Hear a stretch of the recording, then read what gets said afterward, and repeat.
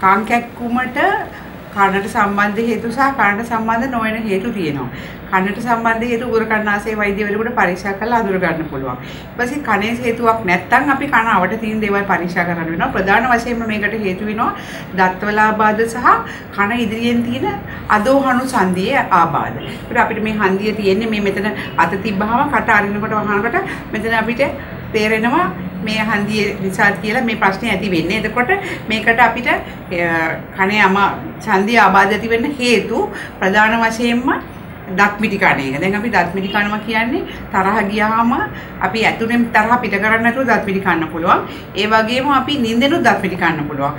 මේක මේ අද කාලේ මේ තරුණ අයට ගොඩක් තියෙනවා මේ ආතතිය වැඩි නිසා. ඒතර ආතතිය නිසා සංදිය වගේම අවඩ තියෙන මාංශ පේශී තද වෙන්නත් පුළුවන්. සමහර අයගේ සංදි ප්‍රදාහය තියෙන්න පුළුවන්. ඒ කියන්නේ ආතරයිටිස් වගේ තත්ත්වයන් තියෙන්න පුළුවන්. ඒ වගේම දත්වල අඩුපාඩු තියෙනකොට අපි පෙළඹෙනවා එක පැත්තකින් විතරක් හපන්න. මොකද මේ දත් අඩුපාඩු තියෙන පැත්තේ ආහාර හරියට ඇඹරෙන්නේ නැති අපි මේ පැත්තෙන් හපන්නේ. එතකොට වැඩි පාවිච්චි නොකරන හන්දිය තමයි කැක්කුම දෙන්නේ.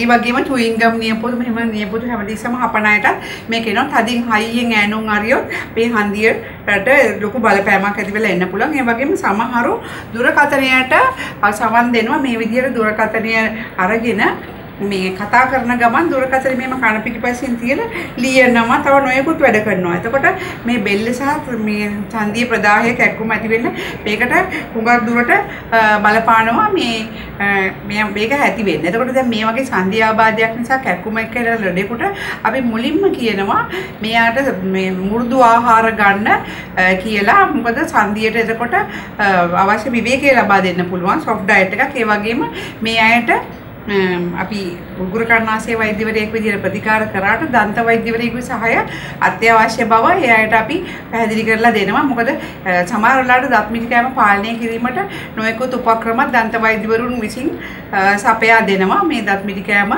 අඩු කරන්න. ඉතින් දැන් අපි මේ පළවෙනියෙන්ම කරන්න ඕනේ මේ සංදියවට තියෙන මාංශ පේශී වලට අපි ව්‍යායාම කියලා දෙන්නේ මේ මාංශ පේශී හඳුනා ගන්න ඕනේ. මේ අපිට මේ විදිහට මේ ෆෑන් එකක් වගේ හැඩයට මේ හිස් කබලේ මේ අහු වෙනවා මේ කනට උඩින් මේ මාංශ පේශිය අහු වෙනවා. මෙතන තියෙන මාංශ පේශිය. ඒ වගේම මූණේ මෙතන අපිට දත් මිටි කාලා මේ විදිහට දත් මිටි කාලා බලන්න පුළුවන් මේ මාංශ පේශිය වැඩ කරන හැටි දත් මිටි කාලා. ඒ වගේම කට ඇරලා බහලා එතකොට අපිට මේ මාංශ පේශිය අපිට මේ හොඳින් හඳුන ගන්න පුළුවන් ඉස්සෙල්ලම. ඊට පස්සේ අපි දැන් මේ මාංශ පේශී වලට ව්‍යායාම කියලා දෙනකොට ඉස්සෙල්ලම අපි කරන්නේ මේ සංදිය රෙස්ට් කරන්න ඕනේ. මාංශ පේශියක් තියෙනවා දිවේ ඊටාම බලවත්. ඒකට අපි කියලා ශබ්ද කරලා තල්ලේ දිව අලව ගන්න පුළුවන්. මේ දිවේ කෙරවල තල්ලේ අලව ගන්න පුළුවන් කියන එක ශබ්ද කරලා. එතකොට මේ ජොයින්ට් එකට විවේකයක් ලැබෙනවා. මොකද දිව ජොයින්ට් එක දරාගෙන ඉන්නවා. එතකොට දිව ඊටාම ප්‍රබල පේශියක් හින්දා මේ සංදියට ලැබෙනවා. මේ වගේම අපිට රවුමක් අදින්නත් පුළුවන් තල්ලේ දිවේ කෙරවලෙන්. අපි දිව කසන්නේ කළා මේ විදිහට පොඩ්ඩක් දිව කසන්නත් පුළුවන්. රවුමක් ඇදලා මෙහෙම රවුම 6 පාරක් විතර වරින් වර මතක් කරලා අරින්න පුළුවන්. හැමතිස්සෙම දිව තල්ලේ අලවගෙන ඉන්න මතක් වුණොත් මේ සංදි ප්‍රදාහය ඉක්මනින් අඩු වෙනවා. ඊට පස්සේ අපි අනිත් ව්‍යායාම ටික තමයි කියලා දෙන්න හදන්නේ. ඊටාම සරල ව්‍යායාම ටිකක් තියෙනවා. සංදිය කන ඉදිරිපස්සේ තියෙන්නේ. අපි ව්‍යායාම කරන්න ඉස්සෙල්ලා පොඩක් රස්නේ තුවායක්. ඒ කියන්නේ පිච්චෙන්නේ නැති තරමට රස්නේ වතුර. හොඳ රස්නේ වතුර තියෙන තරමට හොඳයි. ඒ ටවල් එක පොඩක් අරගෙන පොඩක් තෙත මිරිකලා මේ විදිහට ඔබේ මාංශ පේශී සහ සංදිය අවට පොඩ්ඩක් මේ විදිහට තැවුවාම විනාඩි කිහිපයක් මෙහෙම තවලා තමයි ව්‍යායාම පටන් ගන්න ඕනේ. ඒකට මාංශ පේශී සහ සංදිය පොඩ්ඩක් බුරුල් වීමක් වගේ පත් වෙනවා. එතකොට ඔබට ව්‍යායාම කිරීම පහසු වෙනවා. ඔබ මෙන්න ව්‍යායාම කිරීමට පෙර ගැඹුරට හුස්ම කීපයක් ගන්න ඕනේ ඔබේ ශරීරය සැහැල්ලු කිරීමට. ඒ හින්දා මේ විදිහට අත් දෙක ඔබේ දණහිස් දෙක උඩ තියාගෙන කොන්ද කෙලින් තියාගන්න කකුල් දෙක බිම වදින්න ඕනේ. පුටුවට හේතු වෙන්න එපා. ඊට පස්සේ ඔබ පපුව පිරෙන්න හොඳ ගැඹුරු හුස්මක් ගන්න. එතකොට ඔබට තේරෙයි ඔබේ උඩුකය ටික උස යනවා වගේ එකක් වෙනවා.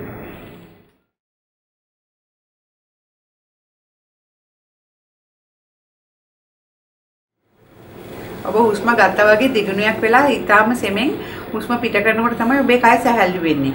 හුස්ම ගන්නවා පොඩි වෙලාවක් හුස්ම තප්පර 5ක් විතර රඳවාගෙන ඉඳලා පිට කරන එක තවත් හොඳයි.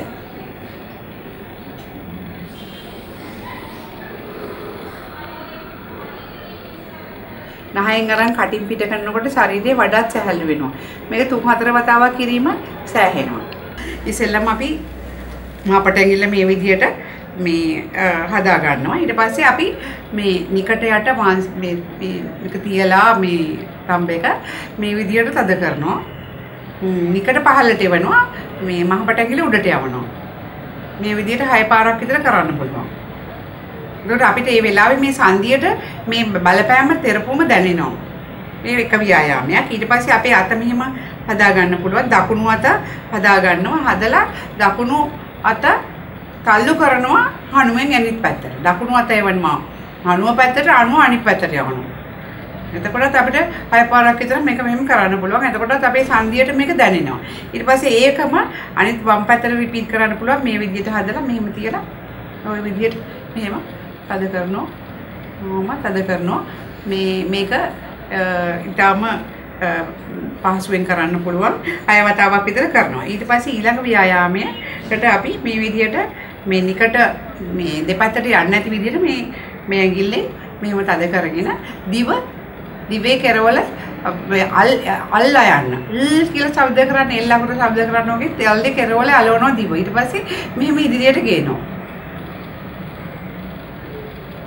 තප්පර 10ක් ඉන්න ඕනේ. තප්පර 10ක්.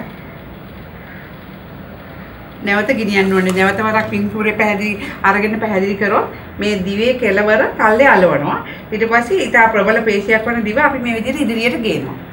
එතකොට මේ වෙලාවේදී නිකට තද කරලා තියාගන්න, නිකට එහෙම යන්නේක වළක්ව ගන්න තමයි මේ ඇඟිල්ල අපි මෙහෙම මැද තියාගන්නේ.